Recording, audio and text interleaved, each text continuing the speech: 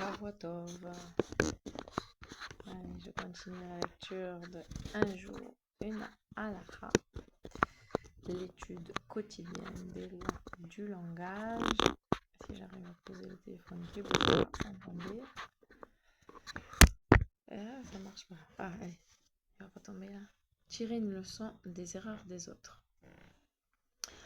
Nous avons vu qu'on n'a pas plus le droit de parler des défauts d'une personne avec quelqu'un qui les connaît déjà, car il est méprisable de se pencher sur les faiblesses de son prochain. Cependant, pour enseigner ou pour guider quelqu'un, on peut se servir d'illustrations vivantes d'écarts de conduite ou même citer les protagonistes par leur nom, à condition que les auditeurs les connaissent déjà. L'utilisation de situations réelles plus concrètes permet de faire passer un message que des propos abstraits ne peuvent pas mettre aussi efficacement en lumière. Dans ce cas, parler de ses défauts est un acte constructif et ce n'est pas méprisable. Il est donc permis de parler de la façon de vivre d'un juif non pratiquant pour souligner les faiblesses de sa conduite et ses conséquences, même si son manque de piété est dû à l'ignorance. Il faut cependant soigneusement éviter de condamner la personne en question.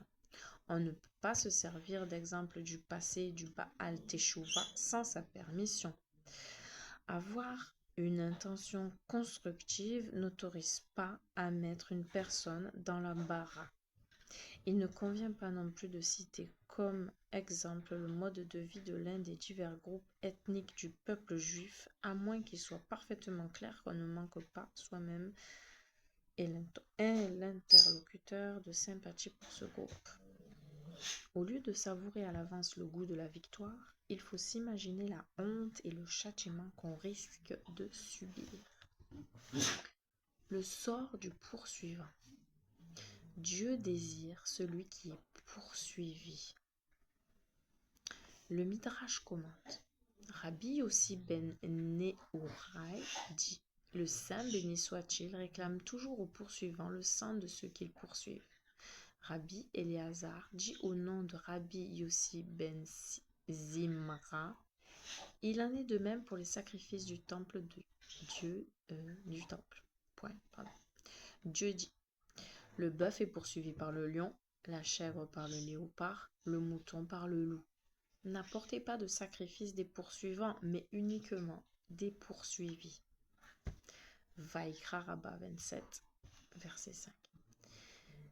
Il faut s'abstenir de soutenir une querelle pour ne pas devoir ensuite rendre compte de la peine causée à la partie adverse. Au lieu de savourer d'avance le plaisir du triomphe, il faut s'imaginer la honte et le châtiment qu'on risque de subir. Celui qui évite scrupuleusement la polémique mérite le respect des autres, comme il est écrit. C'est un honneur pour l'homme de se tenir loin des disputes.